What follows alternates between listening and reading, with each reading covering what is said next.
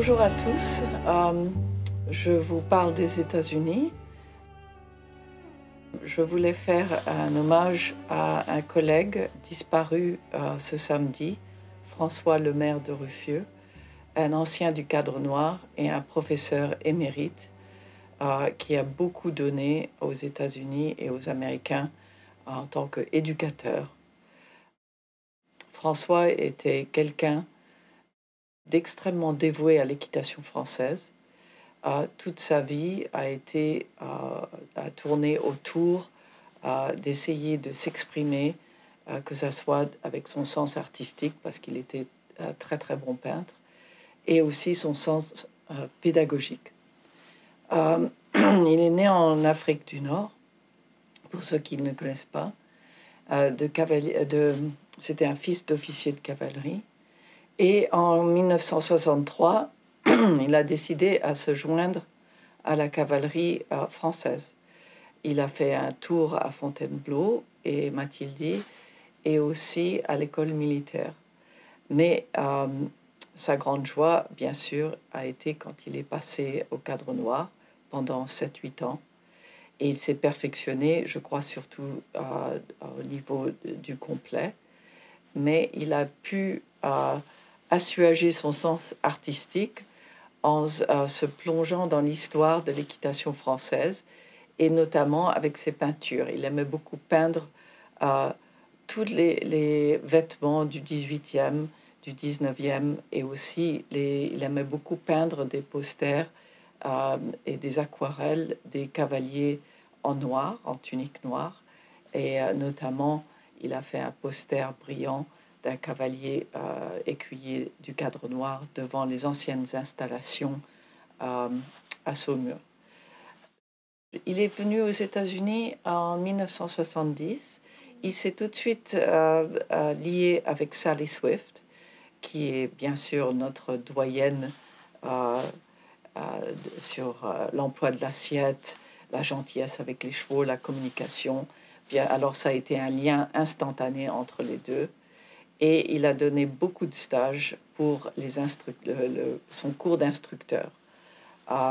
C'est là où je l'ai connu, parce qu'en 1988, j'ai fait ma première sortie avec ma grande jument Mimi pour l'éducation de son cours d'instructeur plus avancé.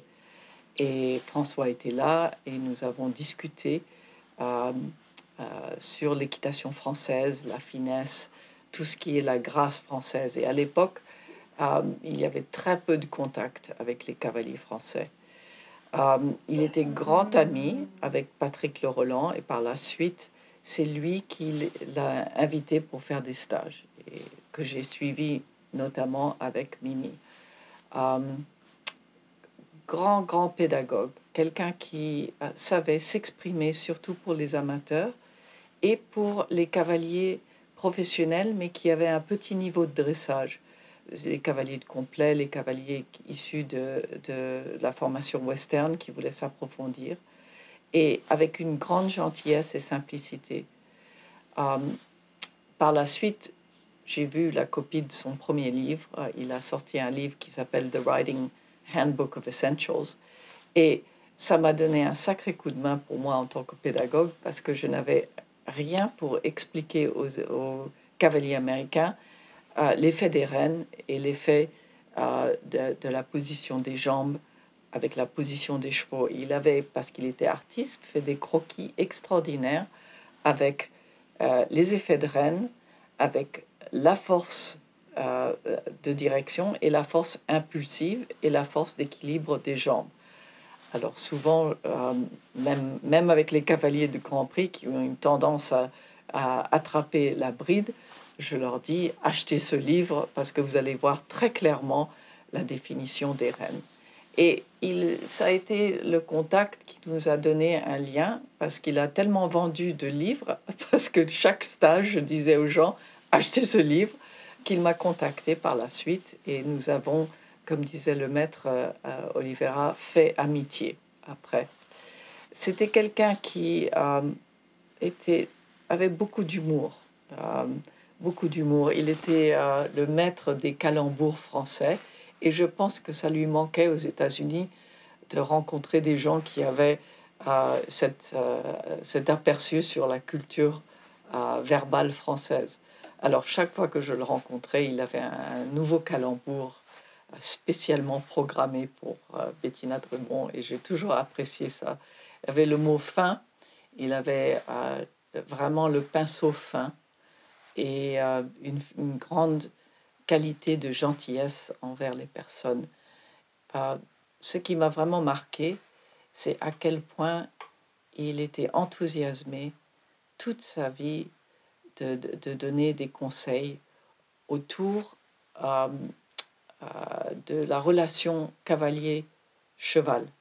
Il n'oubliait jamais que même si on est œil extérieur, il faut aller à la rencontre de l'entente entre le cheval et le cavalier. Il n'intervenait jamais à un tel point où la personne disait « Ah, il faut que j'écoute mon cheval, je n'arrive plus à l'écouter. » Et ça m'a vraiment marqué en tant qu'instructeur, surtout pour les cavaliers amateurs.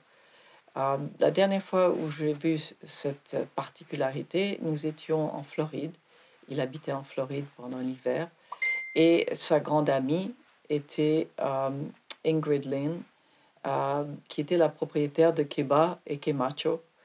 Et elle était vraiment, vraiment liée avec ses chevaux parce qu'elle avait le cancer de sein. Et il était au dîner en train de parler à quel point les chevaux l'écoutaient et que c'était important. Donc, même avec toute la science qu'il avait et les théories équestres, il n'oubliait jamais ce contact. Et je pense que ça, c'était très, très important. Il a été instructeur à un haut niveau. Il a fait le cours de la fédération en 68, je crois.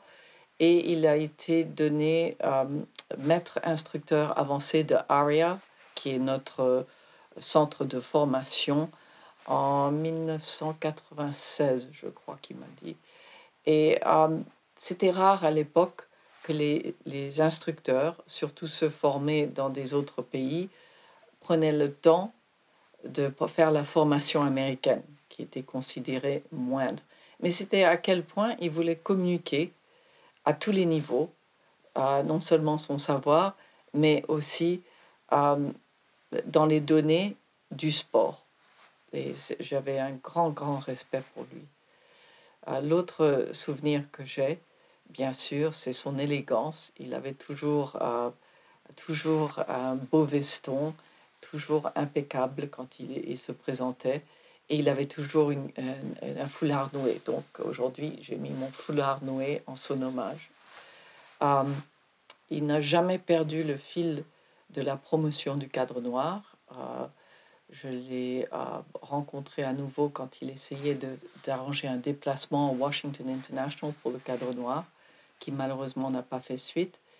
Et il avait eu la générosité, en tant que propriétaire de cheval de sport, de céder un très très beau cheval, un alezan, à un des jeunes écuyers au Cadre Noir pour faire une monture spéciale pour le jeune écuyer qu'il estimait était talentueux. Et on avait beaucoup discuté sur cette idée d'offrir les chevaux nécessaires pour les jeunes cavaliers talentueux.